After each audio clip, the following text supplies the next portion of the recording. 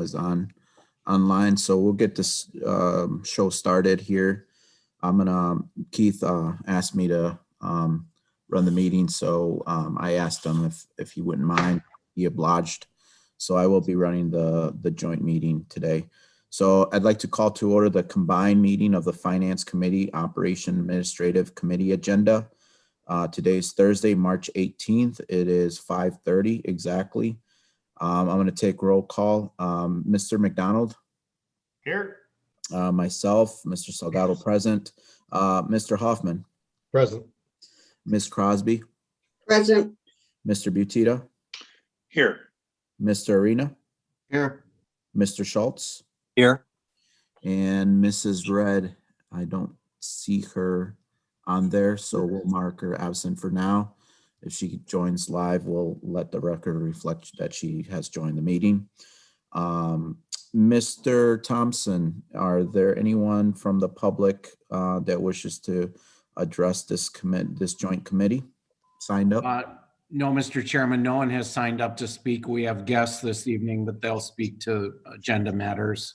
Absolutely. Thank you, Mr. Thompson.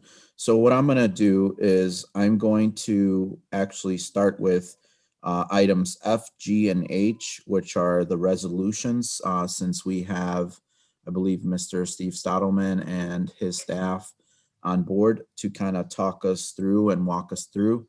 So I will oblige them. The first item we have is a resolution in support of opposition to proposed amendments to the property tax code, counties and Illinois municipal code.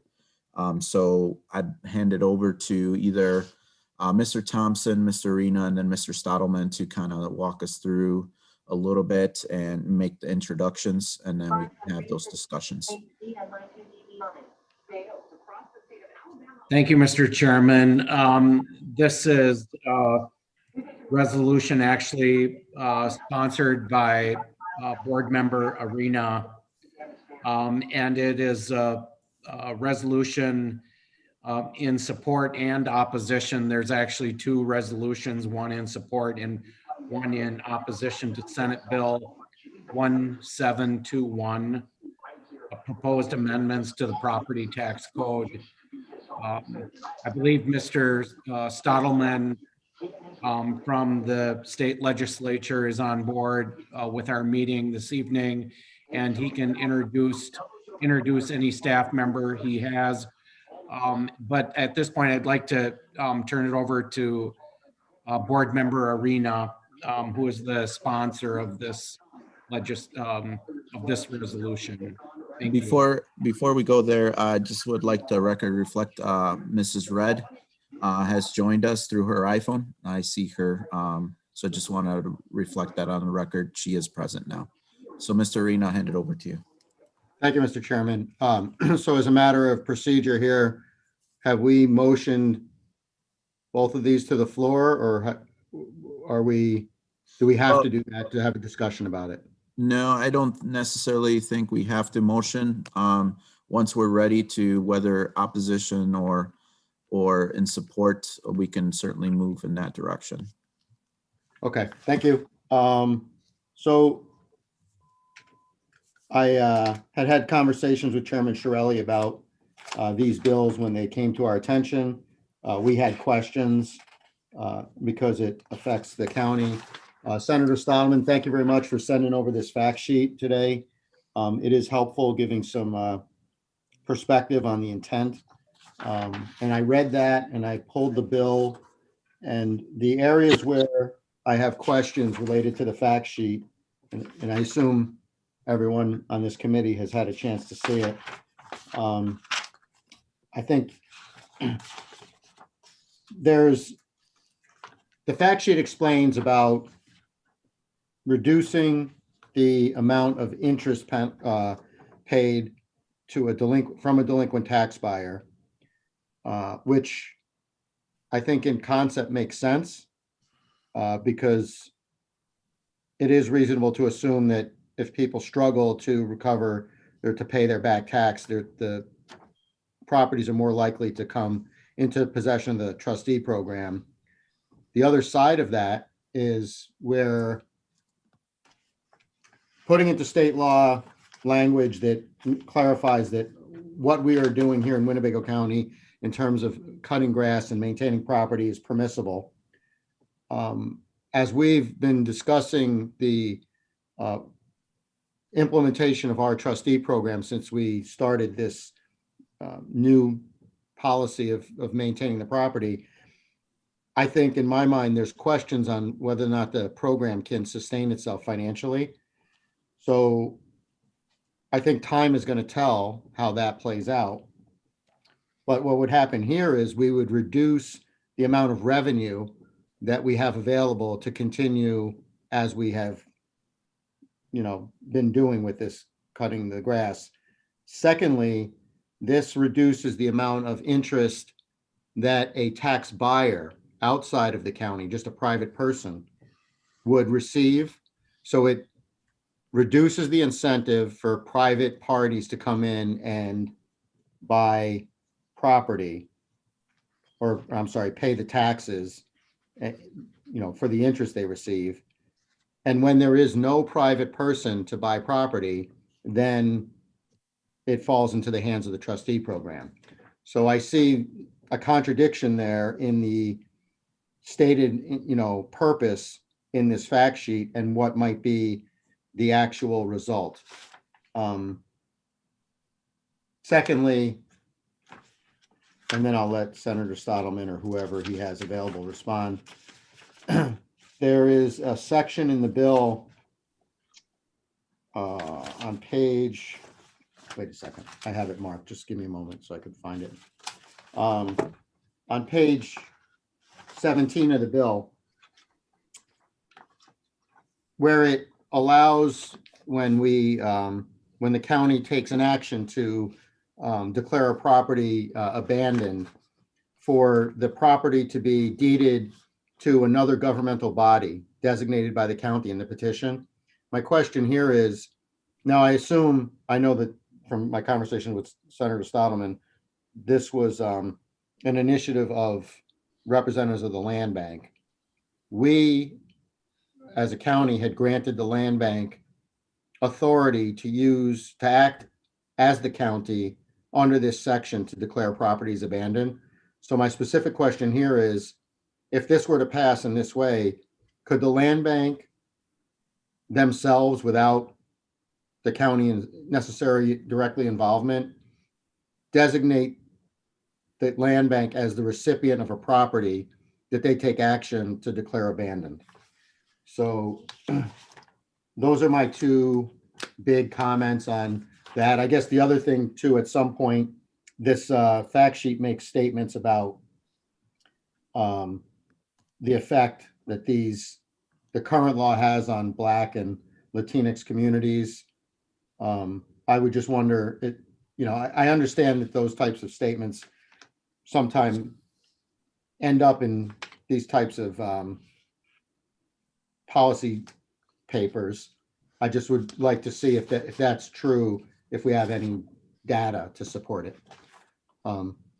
So Senator Stottleman, did you have someone, or you yourself would like to maybe respond to those 2 points, how the interest is going to affect operation of the program, and this part about declaring property abandoned?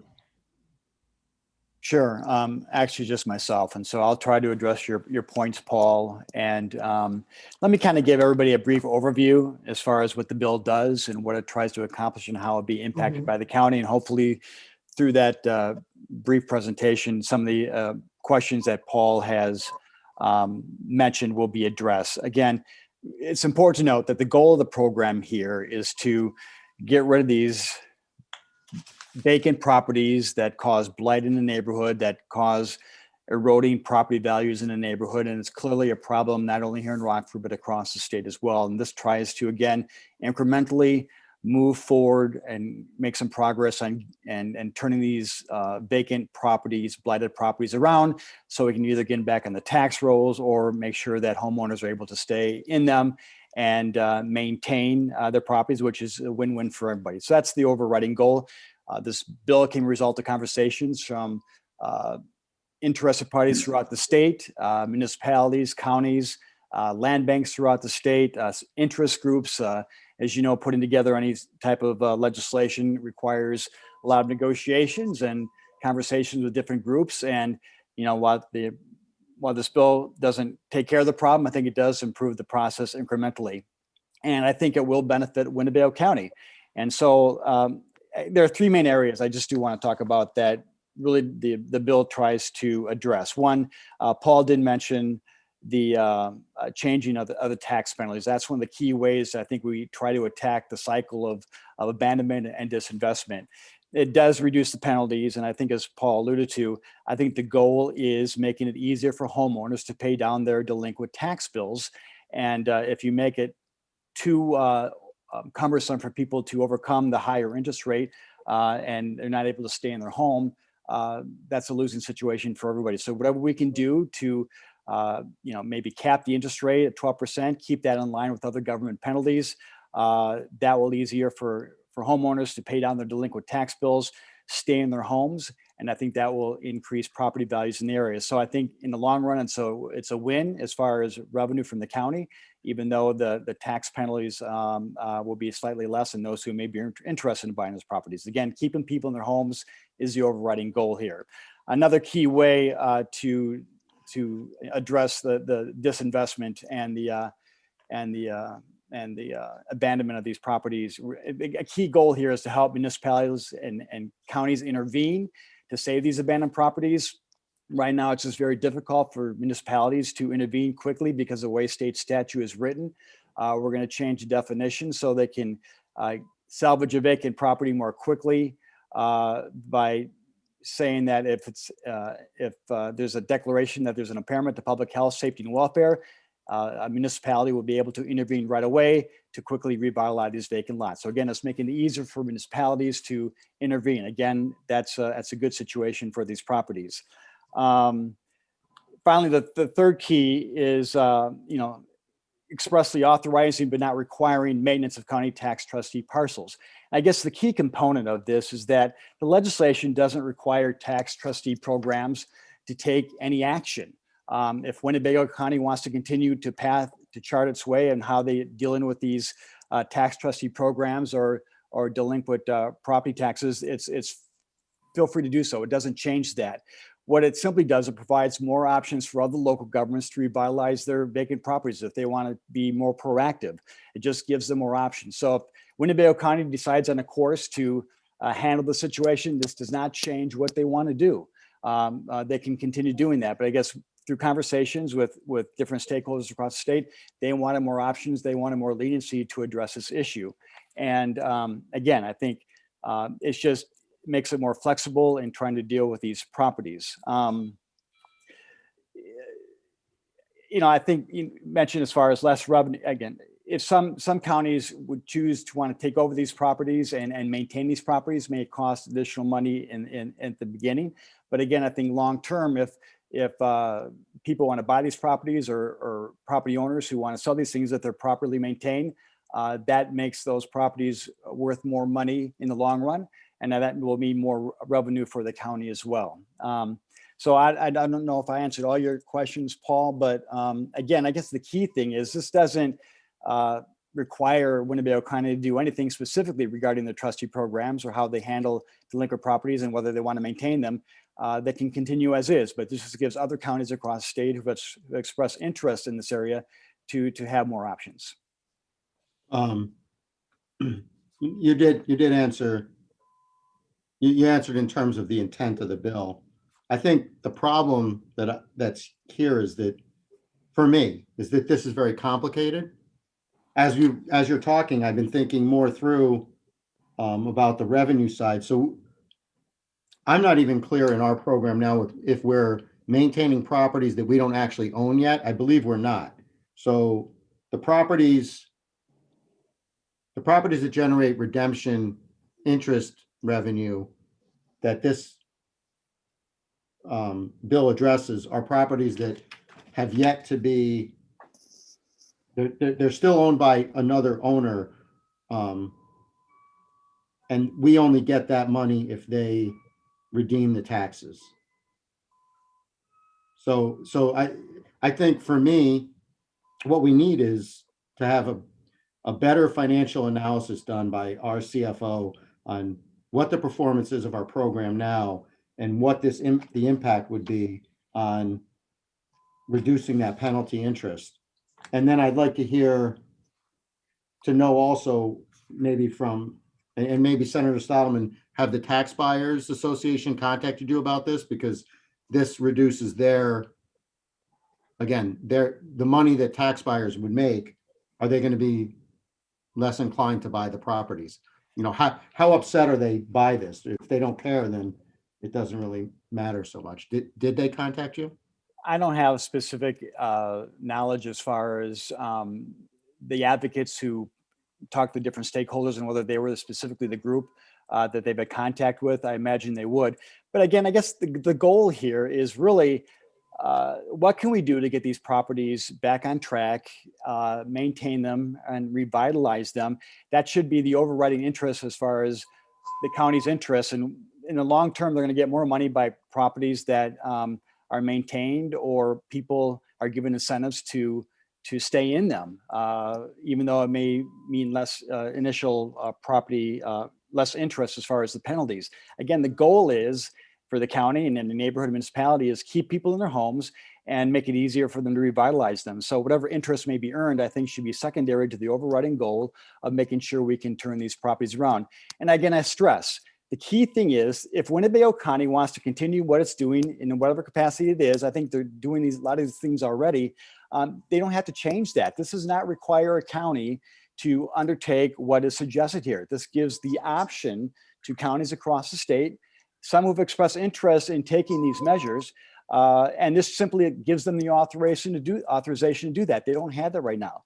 But again, if Winnebago County chooses another path, it can continue to do things the way they've been doing. It doesn't require or mandate that Winnebago County take these specific steps. Well, I'd like to hear what other committee members' questions they have. Thank you, Ms. Arena. Ms. Crosby, you had your hand up. Yeah, a couple questions, Senator Stadelman. What committee will this be going to? Because I talked to the Illinois Realtors lobbyists yesterday, and they said as of yesterday it hadn't been placed.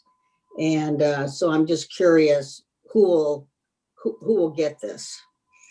It's not been assigned to a committee yet. It's still being analyzed by staff and other interested parties. Once the bill's ready to move forward, it'll be assigned to committee. That has not happened yet. So Okay, as far as the timeline, there's a month before bills have to get out of a Senate committee and probably another few weeks after that to actually, to get it out of a Senate chamber. So there's still a few weeks here for the process to take place. And when, the bill would actually be assigned to a committee and discussions will be taking place in a hearing. okay, thank you for that. I did speak with Illinois Realtors yesterday, and they're neutral on this. They haven't taken a position and they're just going to eyeball it. So they're just kind of sitting back. The other thing is I look at the 18% as onerous personally. I find that to be pretty high. And in today's world, I think that the 12% would probably be pretty appropriate. As you said, we want to get our families, back on track. Everyone's been through a lot, and nothing's worse than losing your job and then losing your home. So we want to make, I'm in support of this, and I could be the only one, but I think it's good legislation.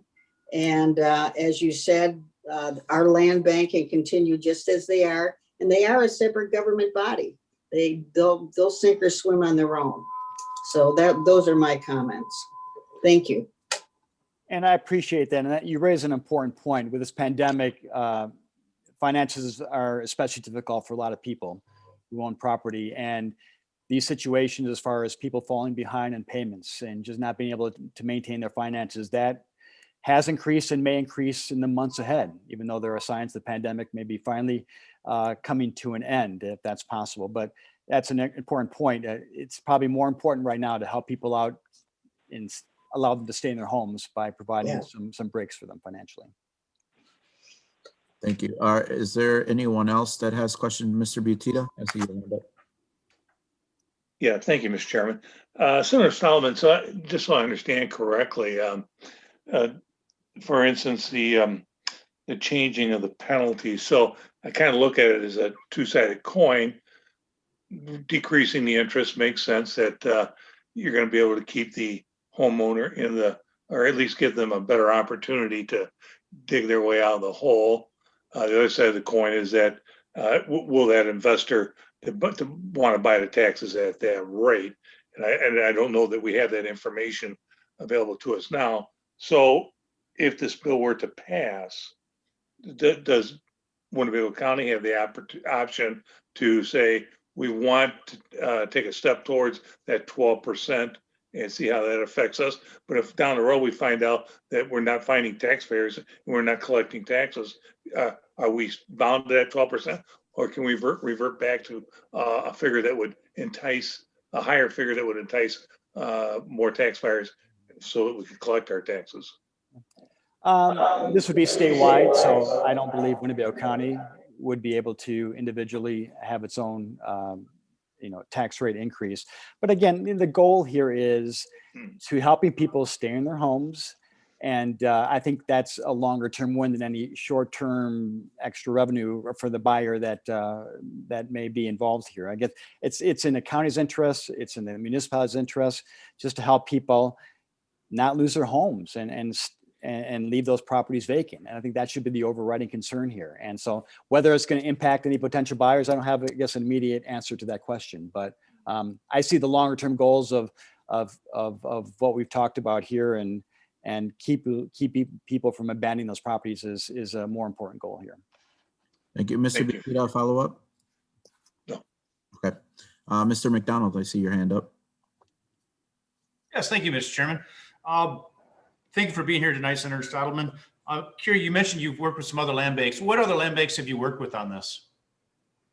So, when it comes together regarding state legislation, you also have advocates, right, that will bring the different stakeholders together. So I don't have a clear understanding as far as what of all the land banks they've talked to. I know they've talked to the ones in Waukegan. They've talked to the ones in Cook County. I believe there's one in Champaign County as well. So I don't have a complete list of who the advocates may have talked to as far as in negotiating this bill, but each land bank has different interests as well. But I believe there was an extensive conversation with land banks throughout the state regarding this legislation. One thing that I'm worried about is unintended consequences. Reading through the synopsis online just a little bit ago, it says it distributes the cost to the taxing bodies. So the mowing the grass, the removal of unnecessary greenery, other things like that. So what I'm worried about is a taxation without representation almost. If the land bank decides that they're going to do this or they need to spend this much to get the property ready, what's to stop them from bankrupting themselves and just requiring more money from the other taxing bodies?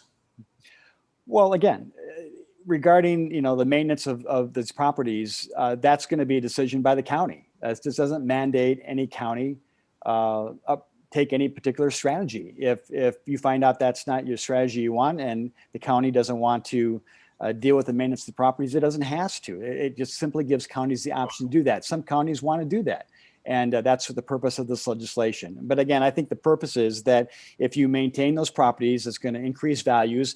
It's going to make those properties, you're going to get more money by selling properties that have a higher value because they've been maintained. So that's my theory and my expectation. But again, if a county chooses to take a different approach, this legislation does not mandate anything. How did your staff first become aware of this issue? What raised the flag up? It caused you to take action?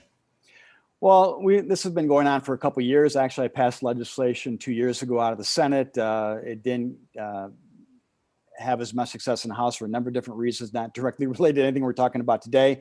But it just actually was brought on my plate about 3 or 4 years ago by interested parties, cities, or just wanted more flexibility in dealing with these distressed properties and vacant properties. They found it was very cumbersome to wait 2 to 3 years through the court system to try to intervene and take over these properties. And while municipalities were hamstrung as far as them trying to intervene and work its way and allow the process to work its way through the court system, these properties sat vacant. They were completely ruinous to the neighborhoods, and they just caused additional property value deterioration in the surrounding properties. It just was an additional need, and it probably results from the housing crisis in the Great Recession. And we had additional vacant and foreclosed properties, and just became a bigger problem. So I'd say 3-4 years ago, I was just approached by municipalities, other interested groups, like how can we help municipalities, land banks, and counties deal with this problem and intervene more quickly and make it easier to address this growing problem. Thank you, Senator. Thank you, Mr. McDonald. Mr. Schultz? Yeah, thank you, Mr. Chairman. Thank you, Mr. Stottleman, again for joining us. And, I think there are a number of things that resonate with me as far as the rationale for what you're trying to do. I can sympathize with the desire to reduce the interest rate. I don't really understand what the implications are in terms of the entire system as far as it discouraging buyers, because that does seem that would be a problem if that's an indirect result. I also believe that expediting processes that can have properties just get tied up in a bureaucratic scenario because the law is poorly written. I think that's really bad for our communities. We do want to be able to act relatively quickly in resolving those issues. So I think that's a very positive thing as well. I didn't hear a direct answer, and maybe it's just because I didn't understand what was being said, but Mr. Arena raised a question that sounded to me like a potential of a self-dealing issue related to the land bank, where they could do more than one thing that would put them at least in a position of potentially acting out of self-interest versus the interest of the county. And Paul, can you repeat that question, because or give me the explanation that I misunderstood? Yeah, sure. And Senator Stottleman probably, I'm sure, isn't aware of this. So the law currently allows a county to take action to declare property as abandoned and get possession of the property. We passed an ordinance, I guess, to assign that power to the land bank. So the land bank could go to court as the county and exercise that power. This bill allows a county who is seeking to declare a property as abandoned to designate in the petition that ask the court to provide a judicial deed for the property to the county or another governmental body designated by the county in the position. So if the land bank is acting as the county, and I'm sure the other governmental body being referenced here is the land bank themselves, is it possible then for them to create a petition that asks the court to give the property to the land bank? It's one of those details that, I'm sure isn't intended, but becomes possible. And that was my issue with it. I don't have a direct answer. I mean, we're kind of dealing with a hypothetical here. And so I will try to get an answer to that specific question, Paul. I think that's kind of outside the intent of this legislation and what it's trying to accomplish, and I don't really can or want to address whatever the dealings between the county and land bank may have been up until this point. And that's kind of outside my area of knowledge and what I'm trying to accomplish here. But I will ask that question, and if I can get an answer for you and if try to alleviate your concerns, I will certainly do that. Mr. Schultz, did you want to continue? Yeah. Mr. Schultz, anything No, else? you had the ability to articulate that far better than I did, Mr. Arena. So thank you. All right, thank you, Mr. Schultz. Ms. Crosby, back to you. Mr. Thompson, can you give us any, and you may or may not know, or maybe somebody else knows, what kind of statistics do we have from the land bank regarding their success or failure compared to our last vendor? Do we know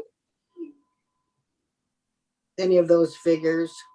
Or maybe the chairman might know. We could try to pull those together, Gene. Dave, do you know? I'm sure we can pull it together. and we can get that to you. Okay, Chairman Shirelli, do you know the numbers? I don't offhand, Ms. Crosby, but we'll definitely get that. Okay, okay. Because I think we've been fairly successful compared to what we had before. So but I'd like to have some kind of verification of that. Thank you. Sure. If I may interject, anecdotally, I've heard the same, that from what I've heard, a lot of other counties have reached out to the local land bank, the local county, wanting to know more about how Winnebago County has been handling this and the success it's had. And it's really looked as a model that a lot of counties are looking at. I know there've been inquiries. So I think you should look at that as a positive thing, that what's being done here has a lot of promise and has had some success. Maybe not everybody agrees with that, but it certainly has caused conversation at statewide level, what's being done locally. And that's anecdotal. I don't have numbers or facts to support that. And maybe you disagree philosophically, but I think, the county is on the right track here.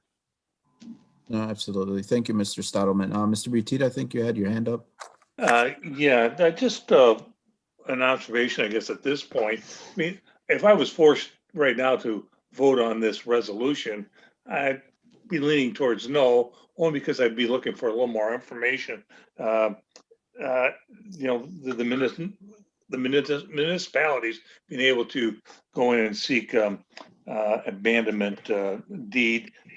How would that differentiate from what the county's doing right now? So I'd kind of like to have a little more of that information. But overall, I understand the intent of the bill. There just might be some things that might have unintended consequences. So it'd be my suggestion, at least from Senator Stottleman, saying that this hasn't even been assigned to a committee in Springfield yet, that there's no need for us to vote on this today. I think we should carry this resolution over to at least our next meeting and hopefully gather some information regarding how the difference between municipalities and the county and how they would seek those deeds and what impact would have, in addition to maybe just even discussing a little more the interest rate part of it. So I would suggest that we lay this over. There doesn't seem to be the immediate need in Springfield to have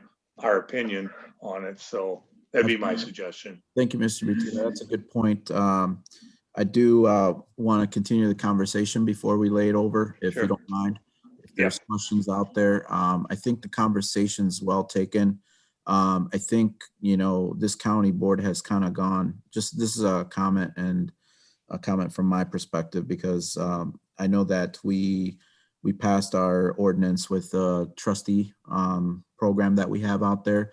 We obviously created, the land bank was there, and Regional Plan 1 kind of took the initiative and being our trustee program. I think there are some successes in that particular scenarios, but I do agree with Mr. Schultz and Mr. Arena on the fact of getting some sort of financial, what the impact would be if these revenue reductions would occur.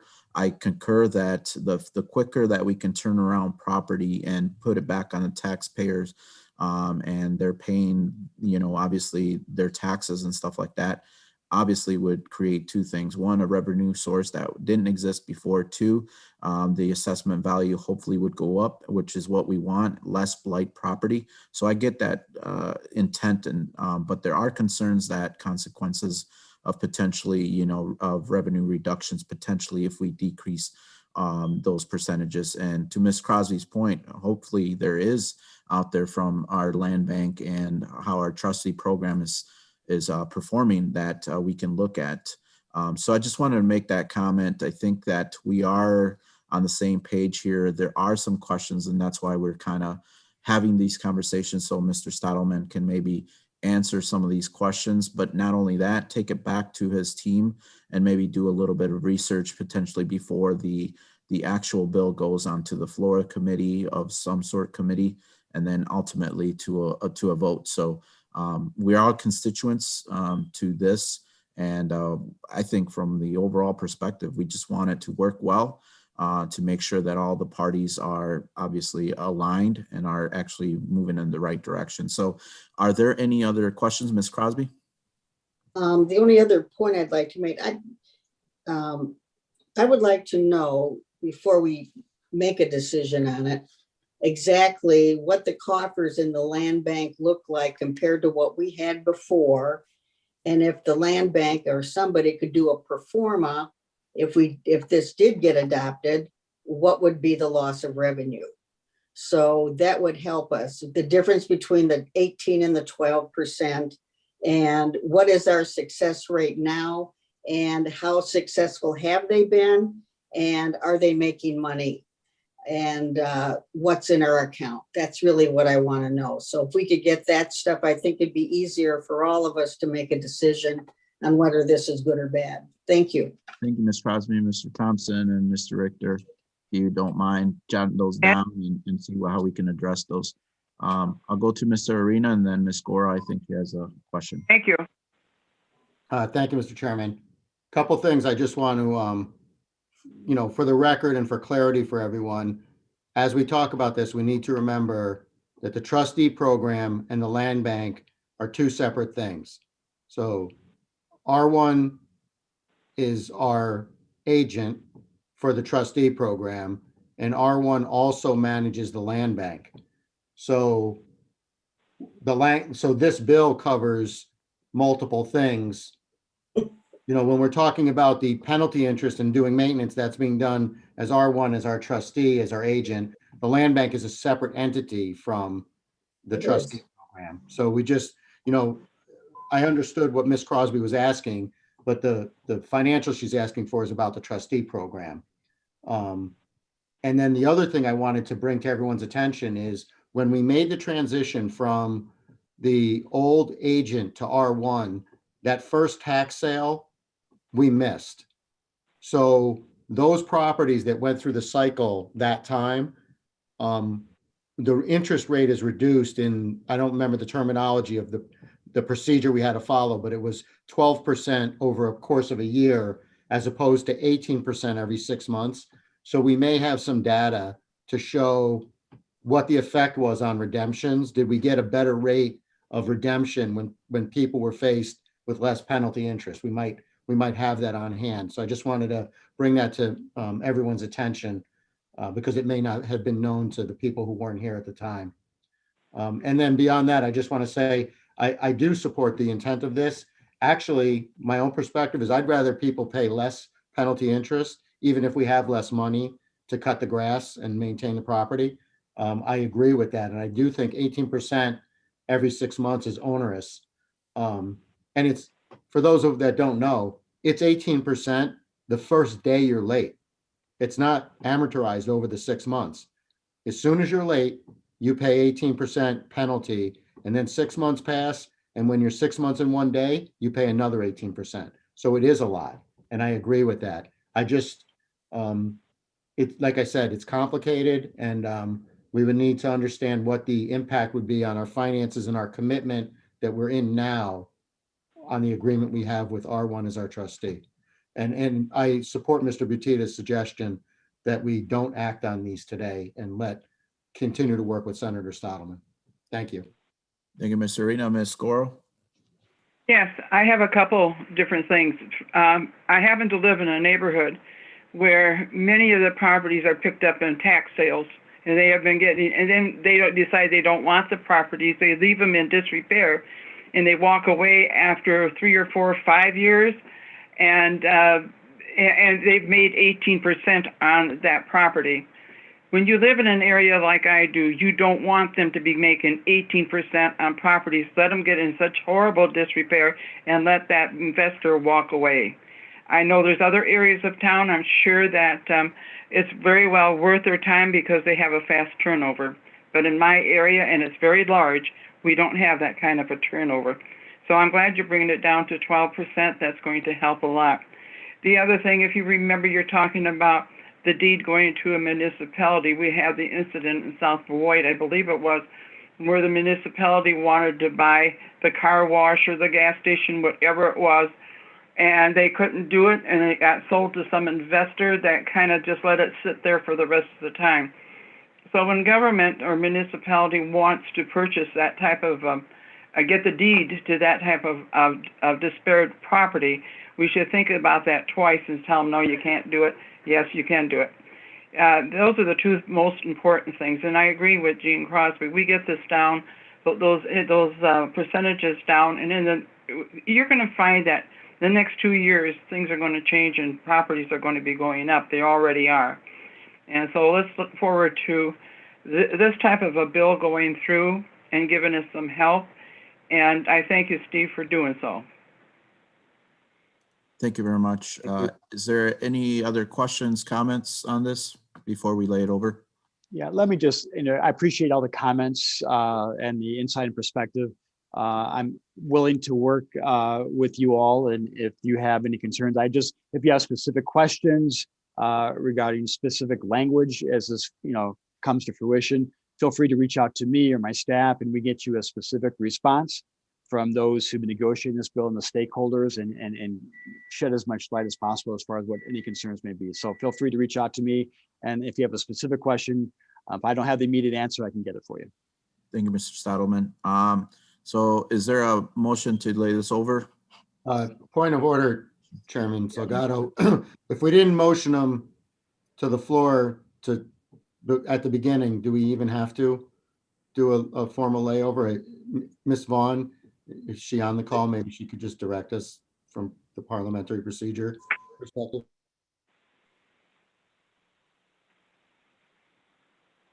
I'm sorry. So if we don't want to act on this today, if we didn't motion them to the floor in the beginning, what do we do now? If we wanted to just move it to the next agenda, do we have, can we just do a motion to lay over even though we didn't motion it to the floor? Does it matter? I don't think it matters. Okay. All So right. can we do nothing? Yeah. Okay. We'll All right. take no action on item F. So we'll move on to item G, the resolution. The Senate Bill 2778 proposed amendment to state statute for the special county retailers occupation tax for public safety, public facilities, mental health, substance abuse, and transportation. We'll hand it over to Mr. Thompson, Ms. Stottleman, Mr. Richter, to kind of give us a little bit of information, and then we can decide whether we'd like to lay this over, take no action, or actually take action tonight. Thank you, Mr. Chairman. This is a resolution sponsored by Board Member Arena, both in support and opposition. There's two resolutions, one in support, one in opposition to Senate Bill 2278. It's regarding the amendment proposed by Senator Stottleman,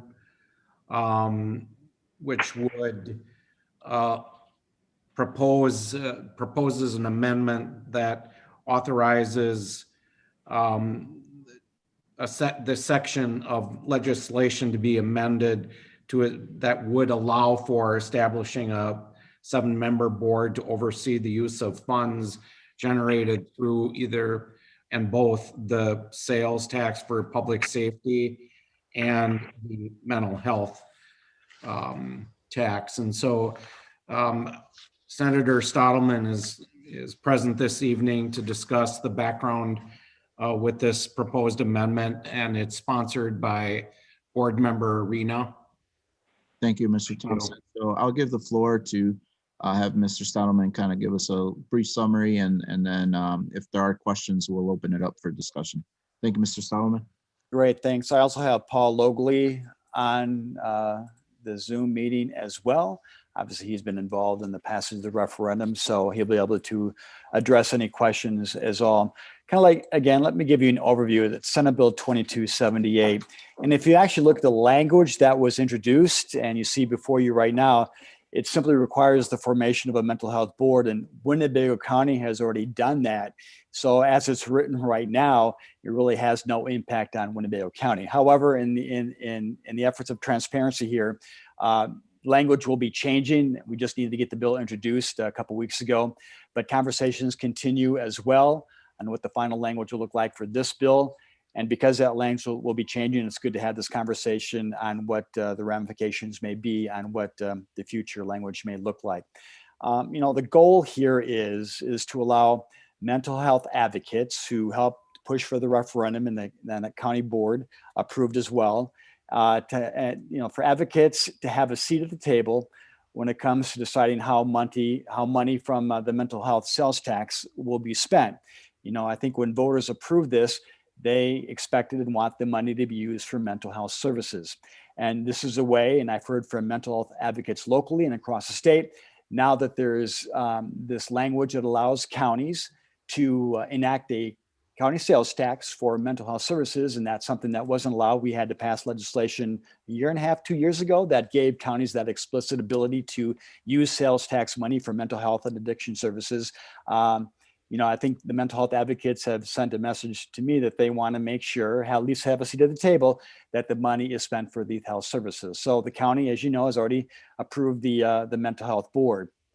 Under current state law, when a mental health is board, there's already explicit language existing in state law that really lays out in great detail the formation of a health board and how it takes part in the process and how it's authorized to spend money through taxes to pay for mental health services. And I'll give you an example. Many counties have what they call 708 boards. Many counties use property tax revenue to pay for mental health services. It's an option that Winnebago County tried a couple of decades ago, was not successful, and that led to the creation of the sales tax. And so when these 708 boards were formed decades ago, they wanted to make sure through the formation of the mental health boards and the authorization for these boards to allocate the money for mental health services, that the state law explicitly states that process. It's probably something that we should have incorporated when we pass the bill a couple of years ago, expanding the use of sales tax money. At the time, we just wanted to make sure that counties had this additional option. We didn't really look down the road as far as what exactly would be the responsibilities of the mental health board, which was actually not even required in the legislation passed 2 years ago. But I give credit to Winnebago County for forming the mental health board as part of the referendum a while back. But again, what this language does is realizing that state law already allows for a mental health board to have a seat at the table and have a part of the process and how this money is going to be spent. This language will eventually just mirror what's in state law for the 708 boards or counties that use property tax money to pay for mental health services, and that will be incorporated into state law for the sales tax money. And so I look at it simply as just making sure that what already exists in state law, those guidelines and authorization abilities are allowed for the use of sales tax money for mental health services. It's my understanding, I'm not an attorney, but it's under my impression, my intent that while the authorization would be provided by the mental health board, the overall spending remains under the Winnebago County umbrella of its budget, has purview eventually how that money is spent, because at the end of the day, it's part of the budget and the Winnebago County board gives final approval to its budget. I guess I just look at the intent of this is requiring collaboration, making sure that mental health advocates through the board that you've appointed already maintains a conversation and it will be part of the discussion on how this money is spent. One other point I'd like to make is that it was mentioned to me that there was concern this would affect the public safety tax the county has for the jail and other public safety measures. It's my intent that it does not. I don't believe it does. Where this will be put into state law, it will have no impact or requirement on how the public safety tax is authorized. But if there's concern, I will explicitly state in legislation, this is only for mental health services. So hopefully that alleviates any concerns. I guess I want to just pause a second and let Paul Logley express his thoughts, and maybe if there's something I missed. Paul? Senator, I think you've been very complete in describing the intent of the proposed legislation. I just want to emphasize that this would simply delineate the powers of the Winnebago County Mental Health Board to be identical to the powers of the 708 boards, which are operating in a majority, a large majority of counties throughout the state. If you look at the act that we're asking to be incorporated, it's Chapter 405 of the Illinois Compiled Statute, Section 20, and they delineate the powers of the Mental Health Board, which sets out things like they can enter into contracts, they can dispense grants. They can have scholarships. They can enter into intergovernmental agreements on behalf of mental health. On all these things are to advance mental health services. At the same time, it does not at all disrupt the ultimate budget authority of the county board. When we were looking at getting the sales tax passed and the operational mental health board, I reached out to several counties and talked to the heads of their 708 boards. They all agree that the 708 board legislation allows mental health boards to operate as a government type body, intergovernmental agreements, contracts, grants, that type of thing. But they all agreed that the authority, the fiscal authority of the county board remains the same. They have the ultimate budgetary authority over the budget of the mental health board, like you do over every other section of county government. So this if you look at all the provisions in that chapter 405, the board really needs that in order to have a clear guideline on how they can operate. Plus, if there's any court decisions that come up in the future, and this is identical to the 708 board, it's going to apply to this board as well. This package of powers and authorities has been developed over at least 50 years, because 708 boards have been operating for 40 or 50 years in the state. So this is all based on the experience of 708 boards all over the state. That'd be the only thing I'd add to what the senator has explained as the purpose of the proposed legislation. Thank you, Mr. Wilson. I'm going to hand it to Mr. Arena, since he was the sponsor of this bill, and kind of ask his questions, and then I'll go to Ms. Crosby. Thank you. Thank you, Mr. Chairman. Thank you, Mr. Logley, for being here tonight. So as we've had conversations internally about what this means, it seemed to us that that it would have no effect. And I went back after I had a conversation with Ms. Vaughn today and pulled the resolution when we established our mental health board, and it was established under 405 ILCS 20-3A.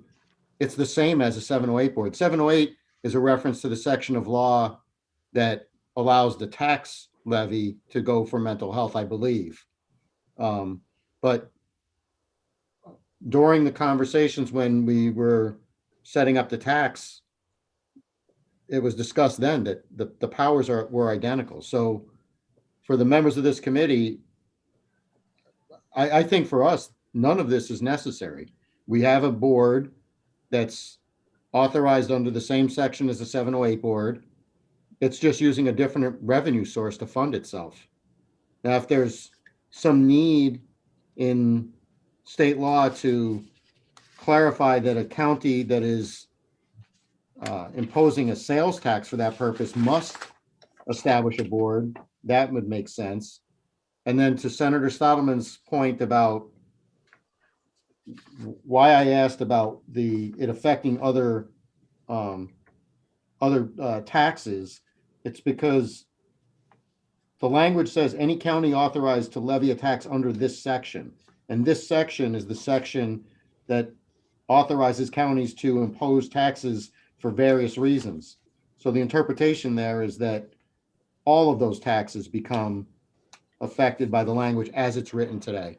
So that was the reason why I had raised that as a question. But from what's been expressed here as the intent, it makes, I mean, I'm fine with it. And it appears to me now that it's unnecessary for us, that we're already operating in that way. So. Well, Mr. Arena, can I respond? I'm looking at the county resolution that was passed, and the reference to 405 just references that one section that says that it authorizes Winnebago County to establish a 7-member community mental health board, but it does not incorporate that act specifically in all the powers and authorities of a mental health board into the resolution. So I would say that, yeah, it says you can establish it, but it really doesn't lay out the authority and powers of the mental health board, the local mental health board, to be consistent and identical to a 708 board. So I think the language falls short Perhaps it can be remedied with additional language in the resolution, but I think it should specifically incorporate and adopt all the provisions of the act that pertains to the powers and authorities of a mental health board. Okay, just for clarity, and so that I understand, you may know the answer to this. A 708 board, that term does not exist in the law, right? It's a reference that people use to reference boards established under 405. That right? is correct. 708 refers to the bill that passed that section. So it refers to the old bill number. You're right. It is not a statutory reference. Okay, well, again, my interpretation of this is if our authority to establish the board was done under 405 20-3A, then all of the provisions of that section apply to our board. But I don't object to clarity if it's the state legislature decides it's necessary. Again, it's just my interpretation that we have operated under this section so far. And I think there's no dispute among any of the board members I've talked to about us continuing to do so. So that's my take on it, I guess. Sure. See, Ms. Vaughn has something to add. Go ahead, Ms. Vaughn, and then I'll go to Ms. Crosby. I haven't forgot about you. Thank you, Chairman. So I've spent the week reviewing past county board meetings, committee meetings, and all of the documents that have been passed regarding the mental health board over the past year or so. And Paul Logley is correct. The resolution that established the mental health board, it only used 3A as to establish the members that will make up the community mental health board, but it did not say it will be subject to all of the provisions under the Community Mental Health Act. So it's not clear, and it's not specified or laid out in the resolution that was passed back in October of 2019 or the amended resolution in February of 2020. So there is a difference, and the proposed legislation isn't clear enough to say that it should be linked to the Community Mental Health Act. So I just wanted to clarify that based on my review of everything this past week, what the county board established back in 2020, most recently, it is not clear that it was established under the Community Mental Health Act. Follow up, Mr. Arena. Thank you. And thanks for that clarity, Ms. Vaughn. And again, I have no dispute with us having everything be aligned. It was my understanding that we were, and if there's something missing, like I said, we've been operating as if it was, so I have no objection certainly to doing that. Thank you, Mr. Arena. Ms. Crosby? One thing is, I want to verify that this language would prevent a county board from rating the mental health funds. Is that an accurate statement? I don't know if I'd use that terminology. I think my intent is that it would give authorization or a seat at the table for mental health advocates in putting together how a spending plan and how the spending would be allocated. So they would have to be in agreement or part of the process and, initially authorized. And obviously it's still under the purview of the county board budget process, but this just gives additional power to that mental health board to have a say in how that money is allocated. So how do you want to describe it, rating, or I look at it as a collaboration and making sure they have some ability to have a say in how that money is spent. Very good. Thank you. Yeah, and is there any other questions on? Yes, I have one. Go ahead, Ms. Goro. Since our mental health board has they've documented everything they're going to be doing. They even presented it to us of what their job is, what they're going to do, how they're going to do it, and where they're spending the money. Is that good enough to protect them from, as Jean said, having the county raid their funds? Because this has happened before with our 1% tax. Mr. Someone answer. Mr. Stottleman, do you want to answer that or? I think, the language, and we're still looking at it, and what's the language for the property tax boards, it gives mental health boards the ability to authorize the spending. So I think that provides a lot of teeth in the ability to have a say in how the process is followed. I guess is a better question for attorneys to answer. And if there's additional clarification as far as what this means when it comes to a final decision, I don't know. I look at it as it does preventing the type of scenario that you are describing. I think it does. But from a legal standpoint, can I point to a specific statute and says that? But I think at the very least, this gives the mental health board more teeth and more say in the process and making sure that money is spent how mental health advocates envisioned. And if I can add, I think these are interesting questions. I, for one, would say, no, I don't think the county board can come in and take money and use it to build highways or something like that. I think if money is going to be used, it's got to be used for mental health services. I think that's clear under the law. Yeah. But I think if you have questions about the county board's authority here, I would suggest you refer the matter to the state's attorney's office and let them issue an opinion as to the effect of this act on the relative authority of the mental health board and the county board in terms of the budgetary matters. Thank you, Mr. Logley. Ms. Crosby. Sorry, one more question or one more statement. In speaking with our public safety officials this week regarding this, they would like to see they would like to see them exempted from having to have an additional board. So you suggested prior, Senator Stottleman, that you would consider that, and that's important to our public safety officials. Yeah, like I said, I don't believe this impacts the public safety tax, but if for some reason legal staff tells me otherwise, we'll include language specifically that just deals with mental health boards. Right now, there's no mental health board, right, for the public safety tax. So I don't envision this having any impact whatsoever on that use. Okay, thank you. All right, thank you very much. Are there any other questions, comments? Yes, Mr. Arena, and then Mr. Shirelli. Thank you, Mr. Salgado. So as we did with the last one, I think we should hold this and continue to, work with Senator Stottleman, take a look at the language that they come up with. It doesn't sound to me like this is a controversial issue at all. I think we're all in agreement that this is what should be done. I think it matches all of our intent. But since the bill is not in final form, I think we should wait until it is to take a final vote on it. So my recommendation. Thank you. Thank you, Mr. Arena. Mr. Shirelli. Yeah, thank you, Chairman. I want to thank Mr. Stottleman, Senator Stottleman, Mr. Logley. This has been a great conversation and education for committee members, myself included. And hopefully we can do this more often, Senator Stottleman, whenever bills are presented forward that has an impact on our county. We don't have a lobbyist in this county.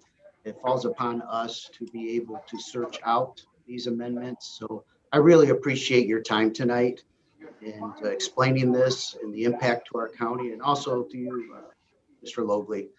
This has been very good for all of us, and hopefully this continues so we can work together collaboratively to make sure that Winnebago County is served properly with these bills and amendments. And I applaud you guys for that. Thank you. Thank you very much. It's been our pleasure. No, and I agree. And some of you have my cell phone number, so always feel free to reach out to me, staff, directly if you hear about legislation, and I can address it immediately. But I'm always willing to have a conversation or appear before this committee in the future regarding legislation. Just appreciate the opportunity tonight. Thank you, Mr. Thank you. Stottleman. Thank you, Mr. Logley. You're welcome. So what we'll do is, based on recommendation from Mr. Arena, we'll hold off on G as well. Both resolutions F and G at this point. We're not going to take any action at this point in time. So we'll move on to our next item, which is item H.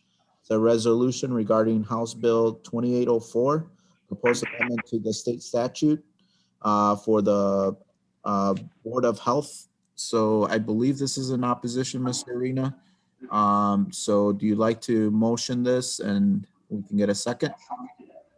Yeah, I move that we pass this resolution. So there's been a motion on the floor. Second. In a second, Mr. Butita, thank you. I'll hand it over to Mr. Arena and to Mr. Thompson to kind of give us some gist about it and have that conversation. Thank you, Mr. Chairman. So this bill would prohibit a member of a county board from sitting on the Board of Health. Our current representative on the Board of Health is Board Member Goral. She brought this to my attention. I'm opposed to not having this board represented on the Board of Health, and that is my reason for bringing this forward with, I assume, Ms. Goral's support. Thank you. All right, discussion on this. It's pretty straightforward, but any questions, anything? Yes, Mr. Shirelli. Yeah, thank you, Mr. Chairman. Just quickly, I just want to make everybody aware that the Illinois Association of Counties that brought this forward, and they are also in opposition to this, and that's how we brought forward this information to all the county board members. It is a great accessible information to us from the Illinois Association of Counties, because they do come forward with either support or opposition or in a neutral position. And in this particular one, they came in opposition to it. So I'm glad we're part of that association. Like I said, we don't have a lobbyist, but that's how we gather our information on these bills. And I want to thank Mr. Arena, Ms. Goral, and everyone else, paying attention to these legislative matters that are very important to our county. And hopefully at some point we can discuss other ways of gathering information from the state legislators and how we can be more informed in a timely manner. Thank you. Thank you. Any other questions or comments? Mr. Butita? Okay, real quickly, thank you. Obviously, this is a bad precedent, this to eliminate a county board member off of another board. We've got county board members serving on a number of boards. Mr. Neighbors on the mental health board, and I know Mr. Westcott on the housing authority.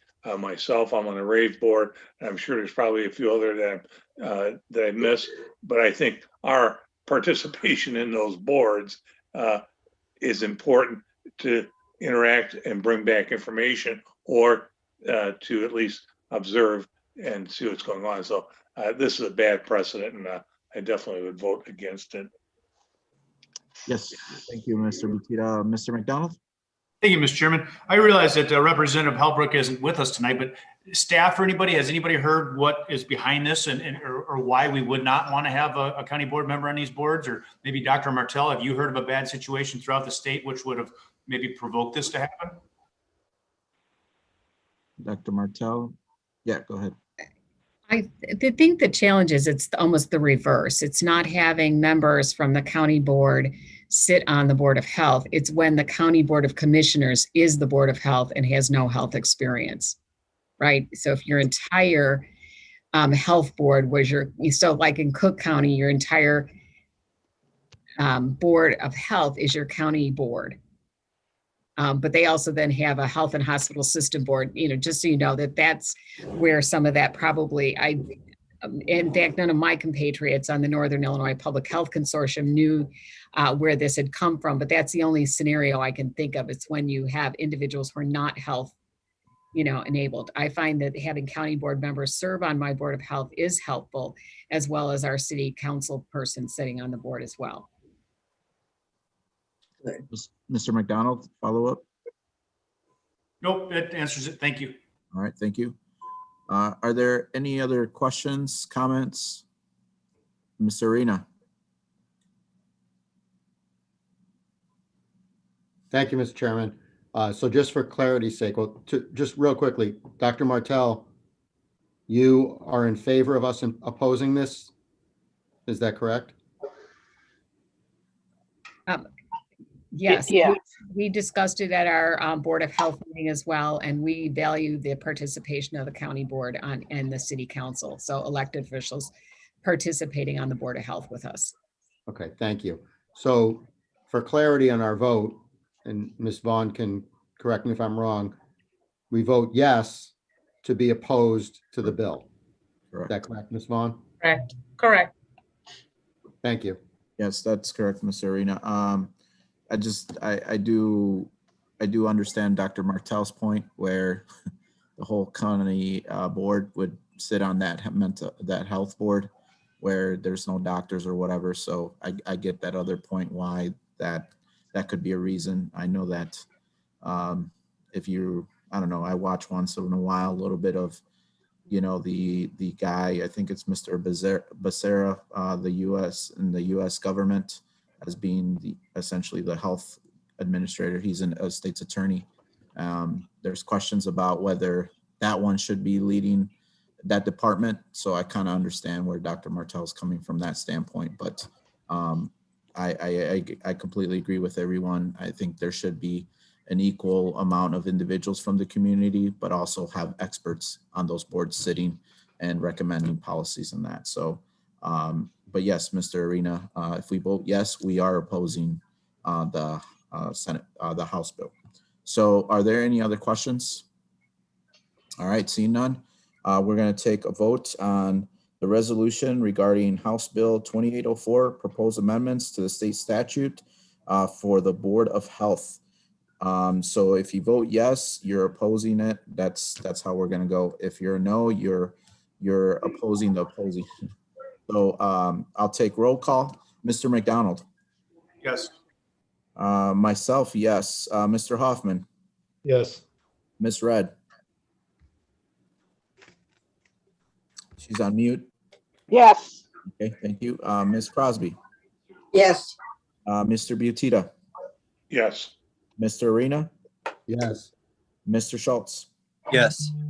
Motion carries unanimously and it's adopted, the resolution. So thank you very much on that. Our next item of business is an update. Chairman, Yes, go ahead, Mr. Thompson. I think this resolution was a joint resolution by both committees. That's correct. So did you take a vote from both membership? Yes. Okay, good. Thank you. Thank you, Mr. Thompson. So we'll move on to item D. It's an update on the financial status of the River Bluff Nursing Home. So I'd hand it over to Mr. Richter and Mr. Thompson. Okay, thank you. Mr. Rickert, thank you.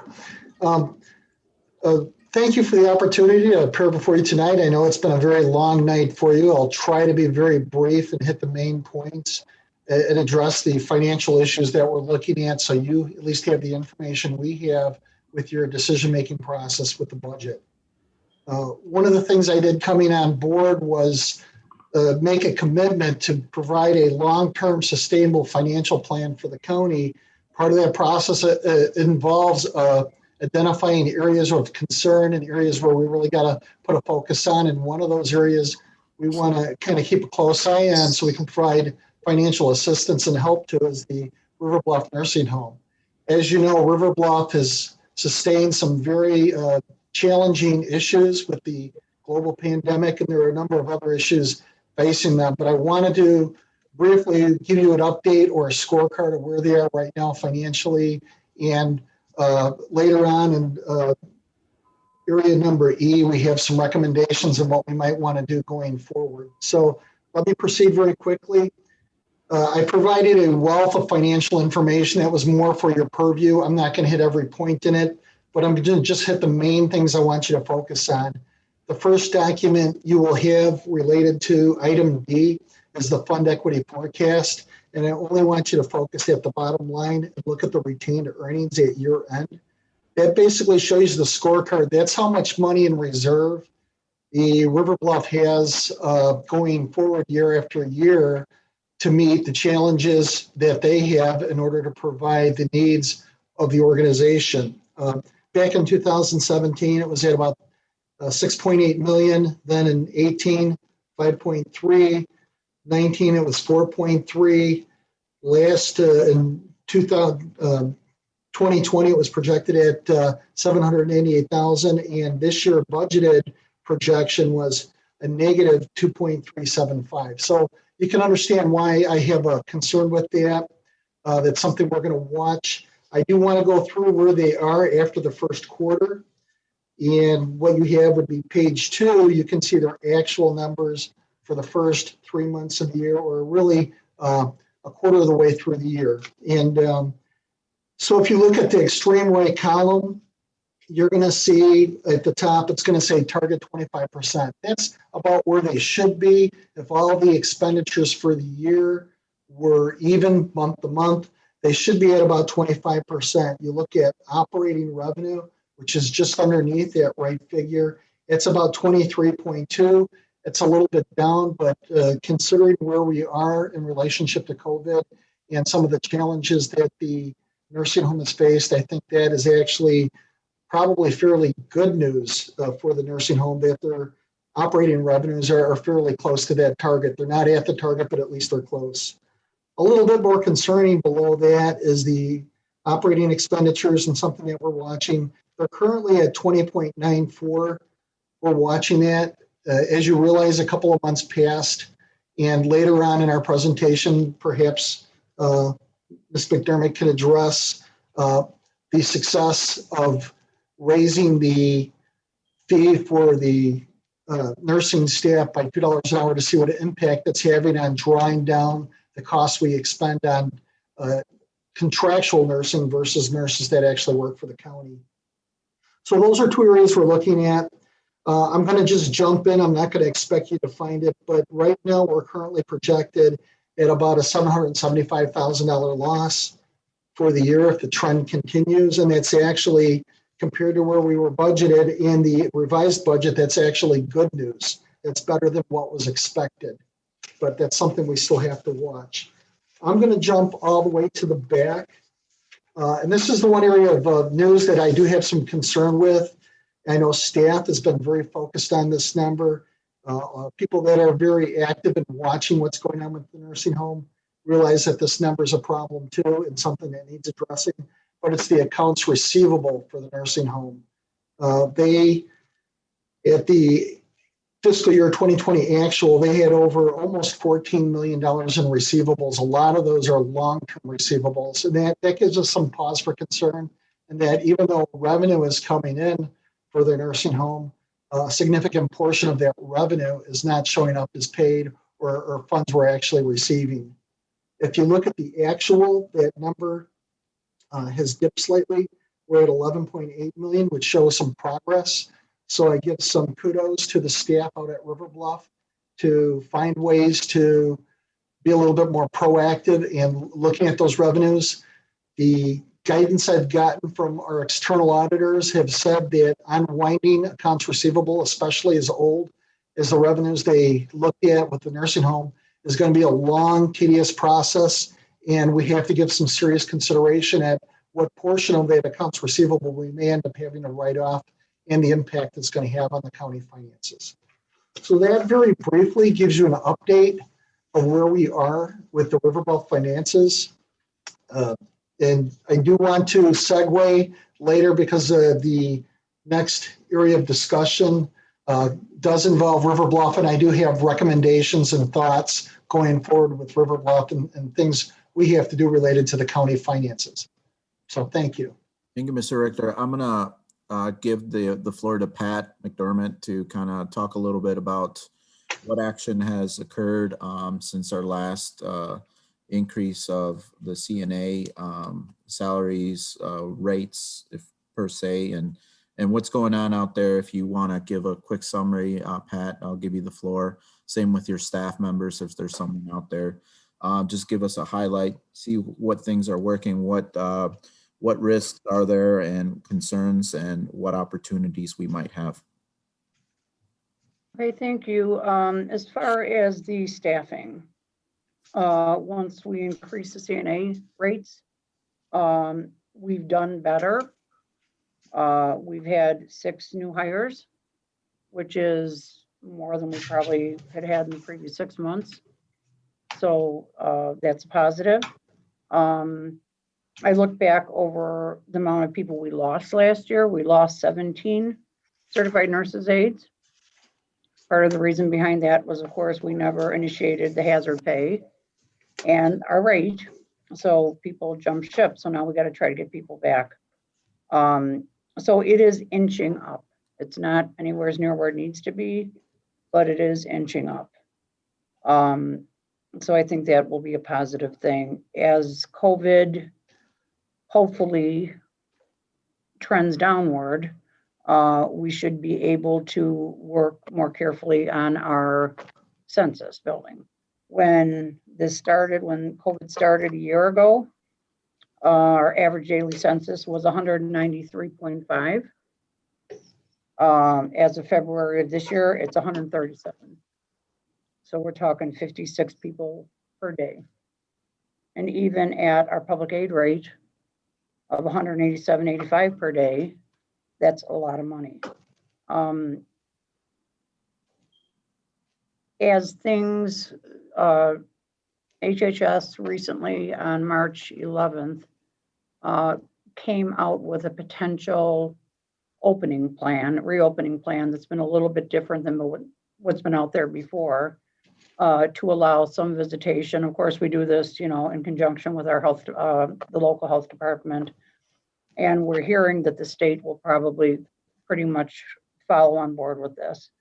One problem we've really found is that we were hoping as things kind of trended down, our census would be rebuilding quicker. It's not, because in my opinion, a lot of it's a visitation. People do not want to place their loved one in a nursing home and not know when or if they'll see them again. People don't want to place their loved one in a nursing home with the thought process they may get COVID.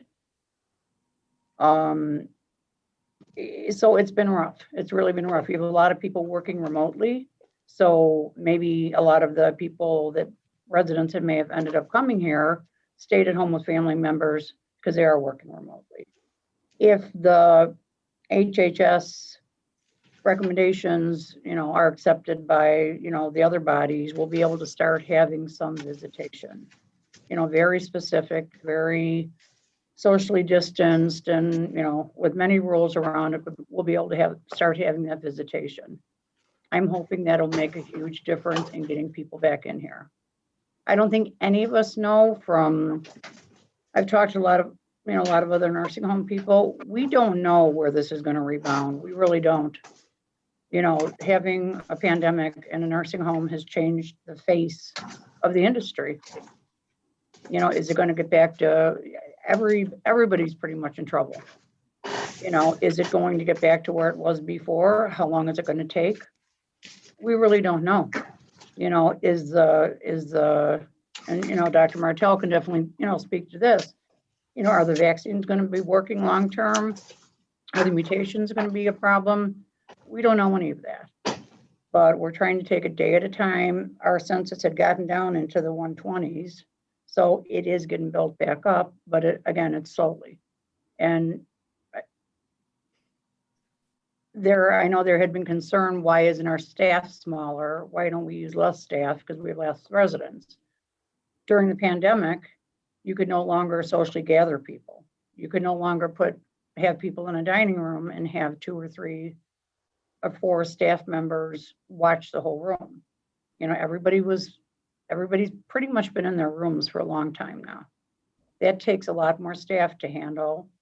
And we spread everybody throughout the building so we could, properly separate, people with COVID, people that were exposed to COVID, people with signs and symptoms of COVID, et cetera. So we've opened the whole building, which required more staff, and with a much lower census. So, the hopes are there. The hopes are there that it's going to rebound and we're going to go forward. As far as our receivables, there's so much old receivables sitting there that we're working with the county to get some kind of direction as far as what should be write-offs, what should go to collections. I'm confident with the team now, with Mark in charge. We're bringing in the money now. But again, there's stuff that's years and years old that makes people think that there's 14 million sitting out there. It's not. It's never going to be. So that's pretty much where we are. And COVID's cost a lot of money. We'll be able to, completely use our, the money from the CARES and the Cures Act, because it has cost a lot of money. There's been a lot of expenses associated with it. At our basic, we have about 2.6 million just on additional expenses due to COVID. Okay. So that's pretty much where we are. Sure. So, couple questions on that, and maybe for Mr. Richter. Do we know what the aging are for the receivables? Is it 100 plus year, 24 month? What are the breakouts of the aging, Mr. Richter? Do we have that information? I'd probably defer to Mark, would have better information on where they are with the aging of the accounts receivable.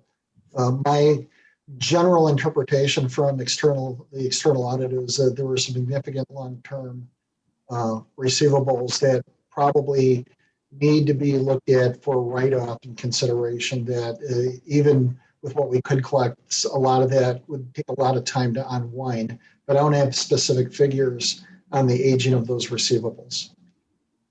And the answer to that question is yes. Many of them are way beyond 120 days out. Some are over 3 years old. They weren't doing write-offs properly, and right now we're looking into to do some guidelines as to what we can do to fix this problem. And also, our collections have been very lax. Though that's the two areas our financial people really need to work on is collections and write-offs. Those are the biggies. But yeah, like I said, the answer to your question is much of it is more than 120 days old. Okay. Well, if you don't mind, Mr. Richter, working with Mr. Mark and getting us essentially an aging of what the impact would be. Is it 3 million, 10 million, out of that 13 million that we're seeing? I just would like to get a number and what the auditors are kind of looking at potentially of recommendation, just to see what that impact would be and what actions we can take. The other piece of it is from the aging perspective. I don't know if we can sell these to an outsider for like 50, 75%, whatever it is, to $1. I know that there's individuals out there that's what they do is they go out there and purchase some of the receivables. I don't know if there's something we can do along those lines, or maybe we don't because, we have state funding, whatever it is that, might prevent us from doing that. But that's something, an option. I don't know if we can look into potentially on that aspect of it. Yeah, go ahead, Mr. Richter. Yes, Mr. Chairman, I've had a good working relationship with Mark, and we'll continue to work with him. That'll be one of the things we're going to want to do, is sit down and use that as a guidepost and how we track the turnaround for the nursing home, is to look at those accounts receivable, get an idea of what those the aging of those are, and see if we can have a formal policy with them on how long we age those and what we consider for write-off. So those are all very good points. I'll sit down and work with Mark and develop a strategy to do so. Thank you. And then one other thing before, I guess I haven't seen any hands raised yet, but okay, Mr. McDonald, real quick here. On the CARES Act that we have and essentially for the COVID, do you know about, you said about $2.7 million worth of additional expenses were incurred, Pat? Do you know if we are able to secure some of that funding with some of that CARES Act? We should be able to use all of our allocation without any problem. Perfect. I think that's great. That's awesome. Yeah, I'm also working with Plant Moran to see if we can secure any more funding from it. Okay, awesome. Thanks, Mark. Mr. Richter, you had your... Yes, our CARES Act allocation, we've already hit our limit on that and received those funds, but we do have the American Recovery grant that's going to be coming out very soon, and we will prioritize Pat's expenditures and River Bluff's expenditures to see if we can get that to qualify for reimbursement also. Thank you. Mr. McDonald? Thank you, Mr. Chairman. And I think this question is for Mr. Schultz. I know just prior to me arriving to the board, we hired a collection agency. I think it was for court services to help us secure debts that were owed. And my first 1 or 2 years, we had positive reviews from that. What was that collection agency for, Mr. Schultz? Do you recall? I know there was a contract done here with Markham. Just as an FYI, I think that was in 2018. I'm just wondering if we can recall, or Mr. Thompson can find out who that was that we were using, I believe still are using. Maybe they would be willing to expand and work with us in River Bluff as well. Do you remember what that collections was for, Mr. Schultz? Well, I'm not remembering the name of the agency off the top of my head, but there were significantly delinquent receivables, just as in this case, and their greatest success happened at the very beginning of our relationship with them as a collecting entity. That's where we got the most actual money, and then that tapered off as time passed. Do you recall what department that was for? Could I make a comment, please? One second, Ms. Red. Go ahead, Mr. McDonald. I just wonder if Mr. Schultz remembered what department they were hired to help. Yeah, they were helping out on the public safety side of things, as I recall. Thank you. Thank you, Mr. Schultz. I'll go to Mrs. Red. I was just he just answered the question. Okay. Public safety, court, people that owe fines to the courts, and they collected in that area. Thank you, Ms. Red. Mr. Schultz. First of all, I want to thank you, Mr. Rickert, for providing this information. It is definitely helpful to have it. When I was looking at a couple things, one of the things that you just said offhand was that you were projecting a loss of $757,000. And I'm not sure if you meant to say that, because that's our 3-month loss, our actual loss. Correct. That's where we are right now. If Okay. the year ended right now and we took all the activity, that's what it would be. Okay. If you wanted to project it out based on those numbers, you'd have to quadruple that. Right. Take the 757 times 4. 2.8.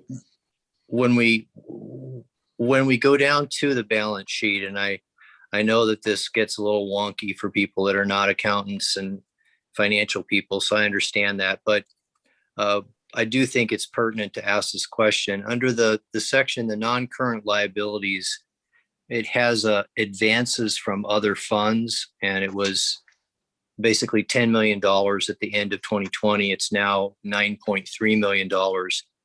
Is that the dollar amount that's been borrowed from the general fund? Yes, that is correct. That is correct. Okay. I do believe that we need to pretty soon, through the combination of writing off receivables that we're not going to collect, and evaluating any other things that need to change relative to our balance sheet, we do need to get to an actual fund balance that's an accurate number. It seems like this 9.9 million and this 9.3 million is probably at least a strong indication of what the real numbers are. Another thing is I'm fully supportive, Mr. Rickert, of the idea of us using an allocation from the $54 million that we're looking at obtaining for this problem, to clean this problem up, because ignoring it won't make it go away, as we all know. So I'm in support of that. The other thing, though, that I do believe I've raised historically, and I'd raise again, is that we really need to have a projection to the best of our ability. I heard, the director say that we really don't know what's going to happen post-COVID in the nursing home world. I'm sympathetic to that, but I think we have to do some projections, including some scenario planning, where we're able to come to some conclusion regarding what is our exposure going forward. One of the things that is my observation is that we've dealt with this all on the basis of hindsight, as we describe a problem as it's already happened.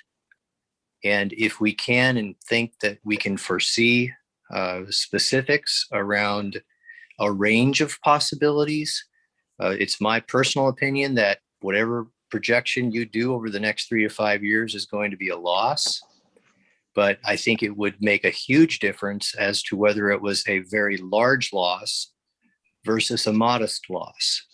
But if, for example, we said this is going to be a huge loss 5 years from now, based on our best available data, then it's going to require us to take more significant action.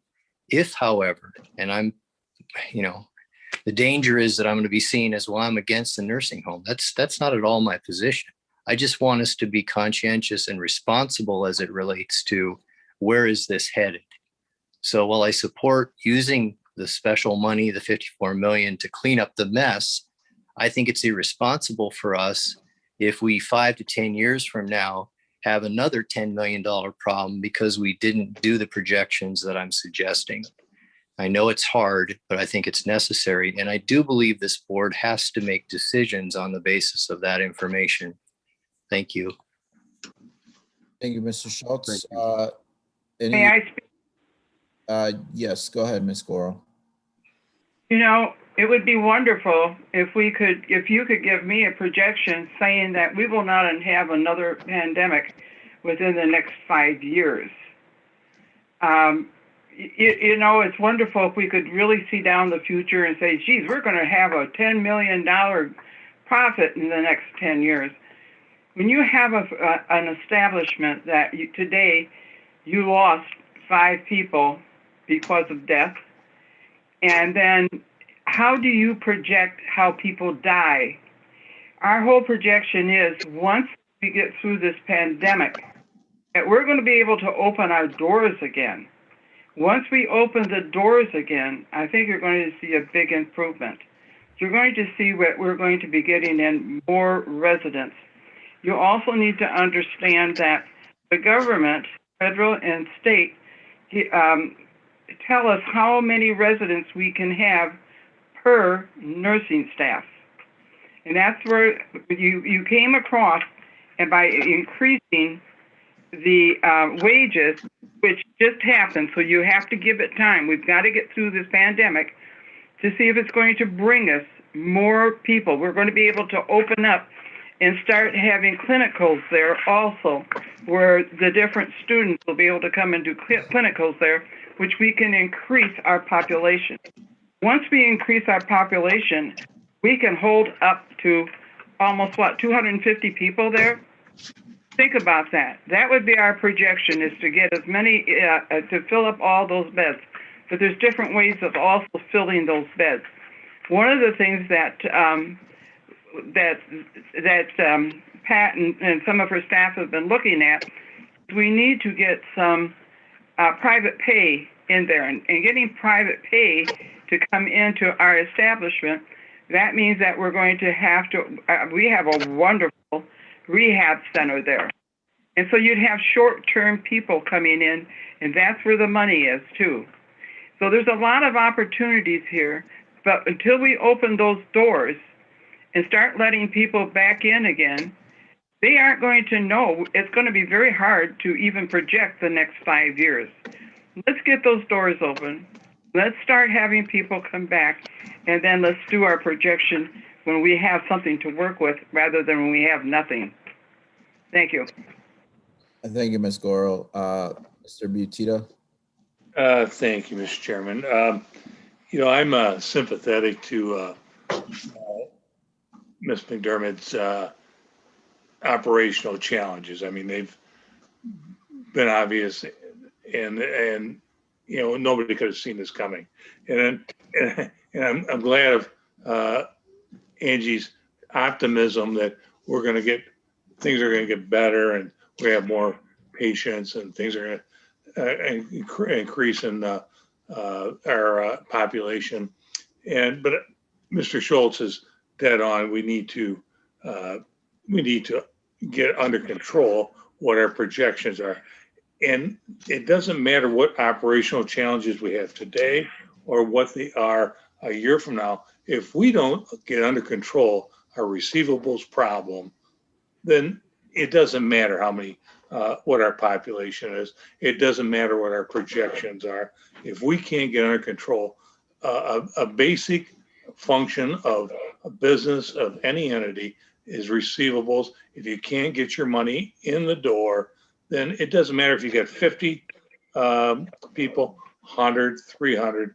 If you can't collect that money, and I would urge that Mr. Thompson to make this a focus of going forward, that we have to, if we got to write some money off. I mean, since I've been on the board a little over 2 years, there's been this issue of receivables.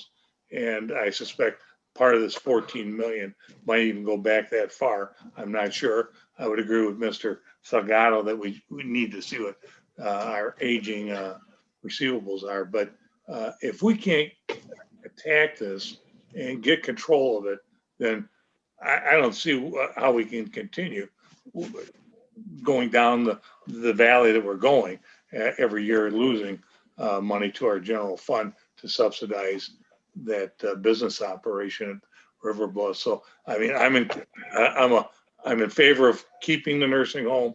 I think it serves a great purpose for our community, but we've got one business function that is not being performed well, and that's receivables, and we need to get a handle on it.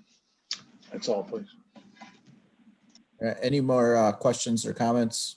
I agree with Butita on, and I've been talking about getting rid of those dead weight receivables from way back 10, 15 years ago. I've been saying this for the last 5 years, and no one has moved forward to get rid of those old receivables. That's number one. Number two, we have another problem also. Because of the fact that we are the facility that takes Medicare and Medicaid, you have to remember the other nursing homes only have 3 or 4 beds for Medicaid. If we don't get our electronic charting in, which that's been put off, kicked down, as Steve would say, you kick the can down the road, and that has been kicked down so much, we would be getting our monies back from Medicare and Medicaid a whole lot faster if we ever get our electronic charting.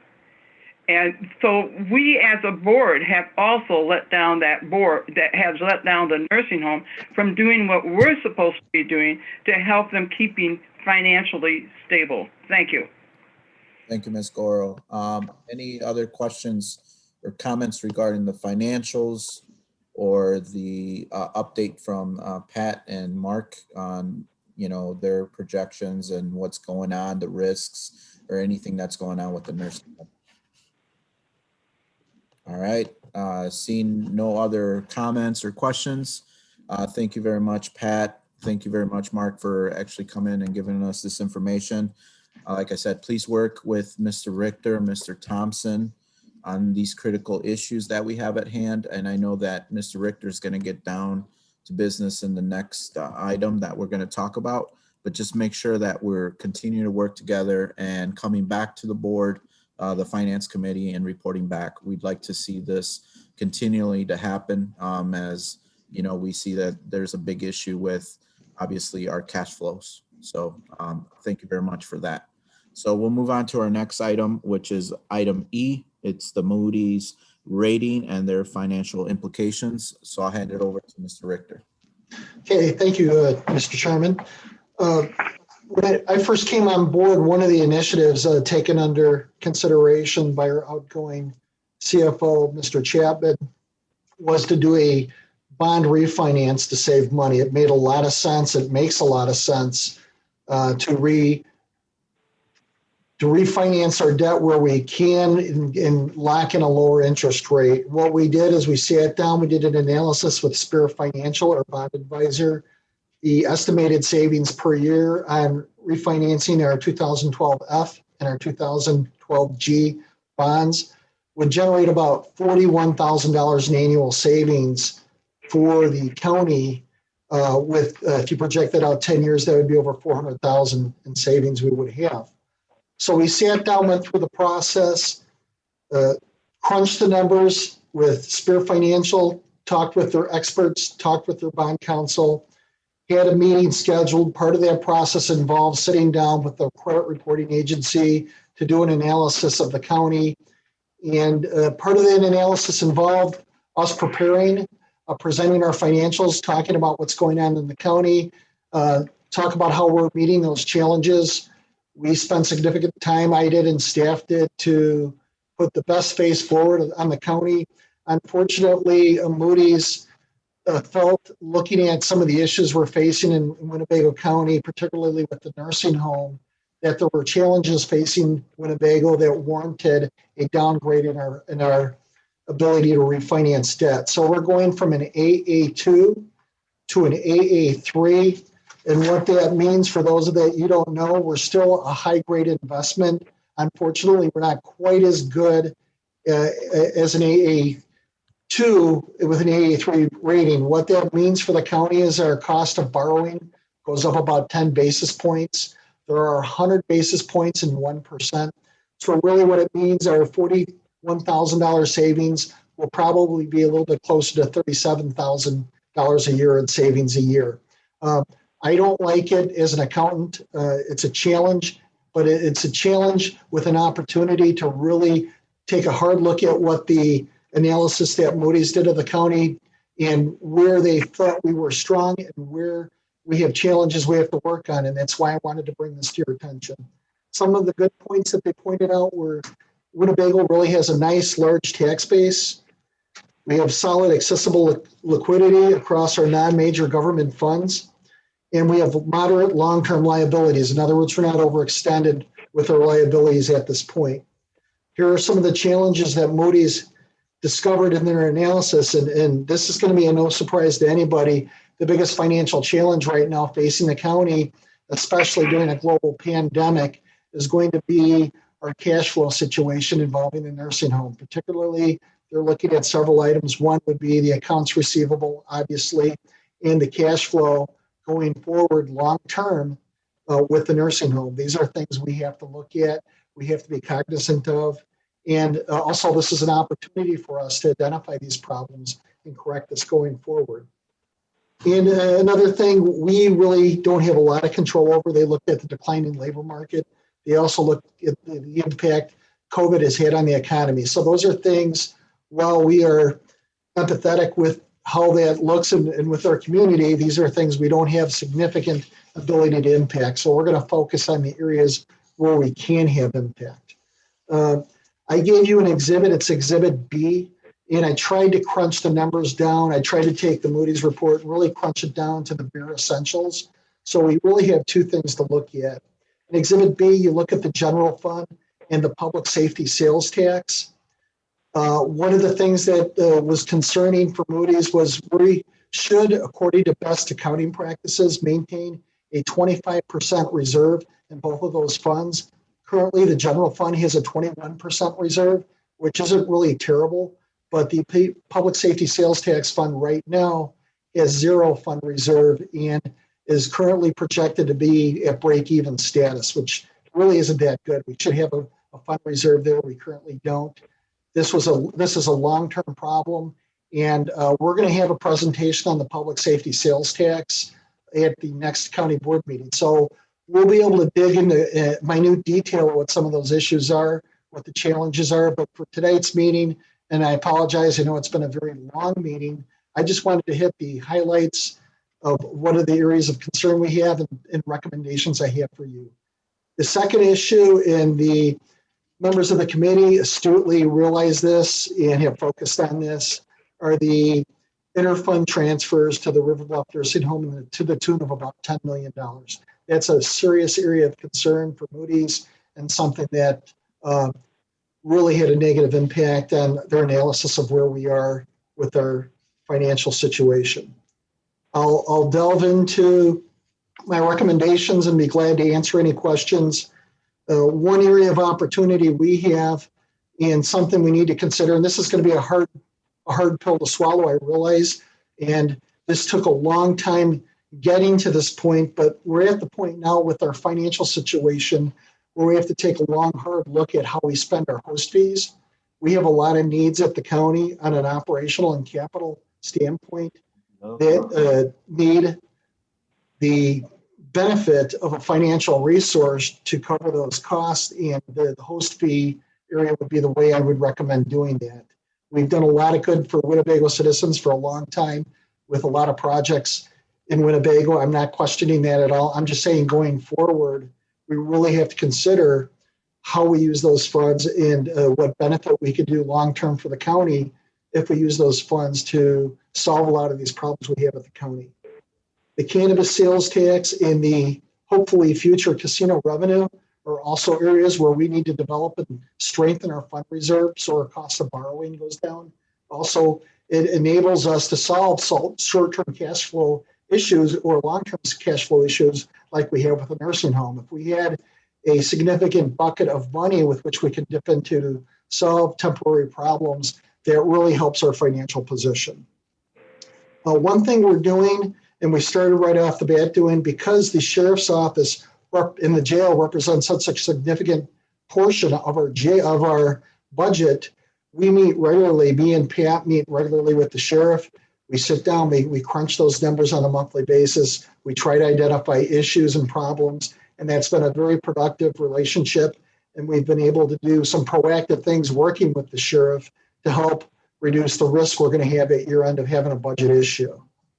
And finally, the last recommendation, and this is a no-brainer, obviously, we need to have a long-term analysis of the River Bluff Nursing Home to come up with a sustainable plan to at least identify the cash flow situation so the county can do adequate planning to make a determination on what direction they want to do. I did have some subheadings there just to spark conversation. One of them would be the willingness to consider, does the county want to continue with the nursing home? And so far, the answer I'm getting for almost every board member in every corner of the county is a resounding yes. We want to provide this service. This is something the county is committed to. And by knowing that and knowing the direction the finance committee wants to tell me to go, I can completely take that off the table and focus on the areas where the finance committee wants me to focus on for solutions. The other consideration would be at some point is outsourcing something the county board wants to consider as a possibility. And if the answer to that is yes or no, that really eliminates a lot of research we have to do on our end. The final consideration is if we want to continue in the current model we have for the River Bluff Nursing Home, what commitment does the county board want to make financially to continue operations? Or is there a commitment to do a hybrid to where we sit down and do a monthly analysis? We work with staff to determine what we can do with accounts receivable, how we can generate revenue, monitor the situation, and periodically report back to the finance committee to say, hey, this is where we're at with the River Bluff Nursing Home. How do you want us to continue? So those are just some areas of topics of discussion I wanted to bring to your attention with some possible suggestions for improvement. As far as the reallocation of resources, that's a very strong recommendation. I believe that's something we need to do, especially with the host fees. We have a lot of systemic issues at the county that are only going to get worse unless we deal with them, particularly at a maintenance and on an operational basis for the county. So that concludes my presentation. Be more than happy to answer your questions. Thank you, Mr. Richter. Are there any questions regarding what was presented on the Moody's and his recommendations to kind of look into resolving some of these potential issues that we have, especially with the host fees, looking at River Bluff and seeing what things we can do on that end? Are there any questions? Yes, Mr. Arena. Thank you, Mr. Chairman. More just a comment. Thank you, Mr. Rickard, for that information. I just want you to be aware, I support, the use of host fees, the marijuana tax, the casino tax as needed to get us out of this hole that we're in. And, it's a systemic problem that we just don't have enough revenue to support the expenditures that we make year in and year out. So obviously that has to be corrected. And I did share with you when we talked last that I think River Bluff is an important asset to the community. But at the same time, I support the comments Mr. Schultz made earlier. We need to know what it really means to keep operating the nursing home financially. I don't think we do have a firm grasp on that. If we were to be at a break even today, in 5 years, would we be in the same hole that we're in now? That's going to be important information for us to really make a true decision on whether or not we can continue with it, if it's even feasible based on the revenue we have available. So that was my comments. Thank you. Thank you, Mr. Arena. Mr. Butita. Thank you again. So, one of the things that probably the most that I hear from my constituents is River Bluff. They're in favor of it. People like River Bluff. They like it as part of our community, that we offer our senior citizens a place to go, to live. And I don't, if we were ever to put it to the voters, I think it would get voted down. But there's the reality of where's our money going to be going over the next 5 years? Is it going down a rabbit hole? And is it going to continue to? I think Mr. Rickard is very succinctly pointed out the points that need to be discussed, and I encourage him and our committee to move forward and get some good numbers going out into the future, so we can make some realistic decisions. River Bluff being run by the county, River Bluff being run by somebody else. These are options available to us. So I think he's right on the money. These are the issues that confront us financially, and we need to address. So I look forward to being part of that. Thank you. Thank you, Mr. Butita. Is there any other questions or comments? Yes, I would like to speak. Yes, Ms. Gore. Go ahead, Ms. Gore. I went through the Moody report. I noticed it mentioned in there that one of the financing that comes to River Bluff is its levy. When's the last time we changed the levy and raised it out there? Are we still working on a levy from 30 years ago? That with the gas, even in our own households. I don't know about you, but I can't run a budget on what I got paid at 20 years ago, because everything has gone up. The one thing we haven't done is increased our levy to help protect the financing of River Bluff.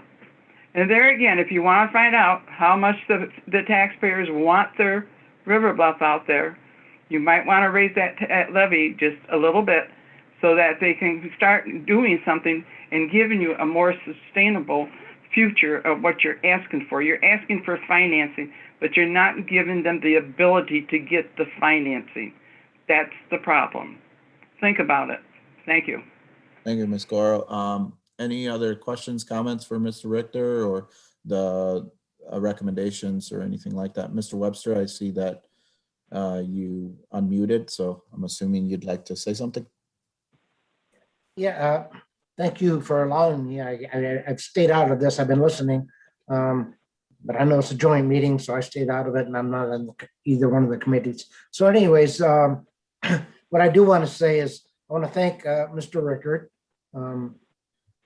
Being a newbie to the county affairs and so forth, he has realized things that I've been saying for years about the host fees. And we've been overly generous over the years. I've said this many times, and we've given that money to so many different entities that have their own tax levies and so forth. And I'm not saying that it was money that we threw away, but I'm saying this: it's money that we should have used for our own internal needs for the county of Winnebago. And I'm glad to see that this is coming up for discussion and so forth there. And we really have to take that hard look at this host fee money. Once again, I'm going to remind you, it's not manna from heaven, and it's not going to last forever.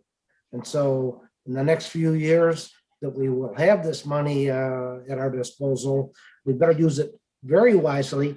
If we can use it to get us out of a financial hole that we're in, I think that we should do that. and get us back on a level playing field as far as our finances go. And also, I want to say that the comments that Mr. Schultz made, he is spot on, and I appreciate the fact that he is here also, along with Mr. Salgado. These guys know the financial situation probably better than most of us county board members do, and I rely on them to a very high degree to guide us through these financial issues that we have. And once again, thank you, Mr. Rickert. I'm glad that you came on board at the time you did. Thank you, Mr. Webster. Are there any other comments or questions regarding the information that was presented by Mr. Richter? All right, seeing none, I just want to make a couple comments, Mr. Richter. I do appreciate the recommendations. I want to continue to see this through the Finance Committee based on these recommendations. For the host fees, we kind of talked a little bit about setting up some policies, kind of budgeting a yearly amount. I'd like to see if we could work with Mr. Dornbush and Mr. Billich to kind of get something going through his committee on that. And obviously, you know, the biggest thing is the nursing home. You know, if we can start getting those projections and kind of looking at it long-term, where we're going, how we're going to get there, and what things we can do.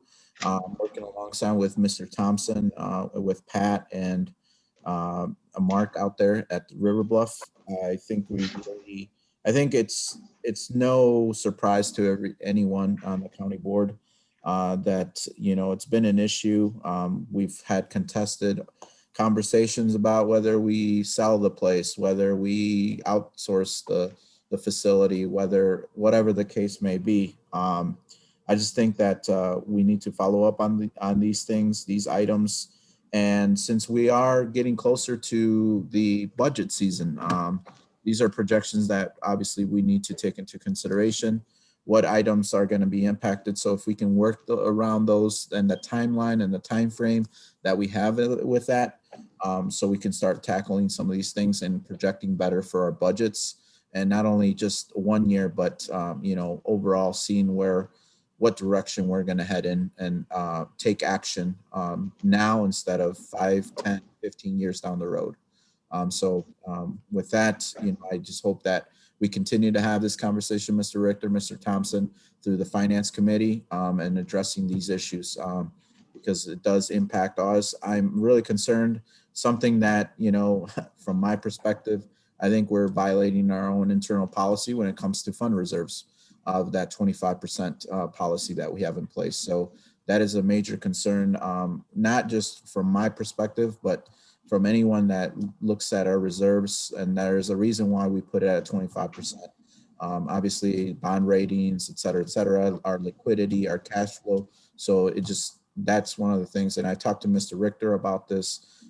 So it's something that we need to work on. And I hope that through the Finance Committee in the coming weeks with a budget coming along the way and kind of making those projections for next year, I hope that we can continue to address these two issues as a two-pronged approach and not just one at a time. And one other last thing that I would like to just mention real quick is I really encourage our county board to kind of set goals and objectives and what directions we want to tackle. It just seems that sometimes we ourselves as county board members, we take it upon ourselves initiatives and you know, be a little bit reactive versus proactive. So you know, trying to formalize objectives and goals so we can start focusing on those things and, you know, start checking off our checklist of things that we need to get done. So it's more of from a high level with Mr. Shirelli and staff, but I think we really need to embrace that approach. So at least we can kind of, you know, start checking off the boxes of things that we've accomplished and we can continue to move in the right direction. I just think it creates more synergy, more direction and what we're trying to accomplish as a whole, as a county. as a county board. So I know that I presented to Mr. Richter and Mr. Thompson my ideas based on the finance committee, what direction, objectives that initiatives that we'd like to look into. I gave you the list of that, but I think that overall, I think we're headed in the right direction, and I do appreciate Mr. Richter and Mr. Thompson's leadership on trying to tackle some of these initiatives. But with that, I'll leave it. Are there any additional questions, comments, or concerns? Yes, Ms. Crosby. You're on mute. You're on mute, Ms. Crosby. I am so sorry.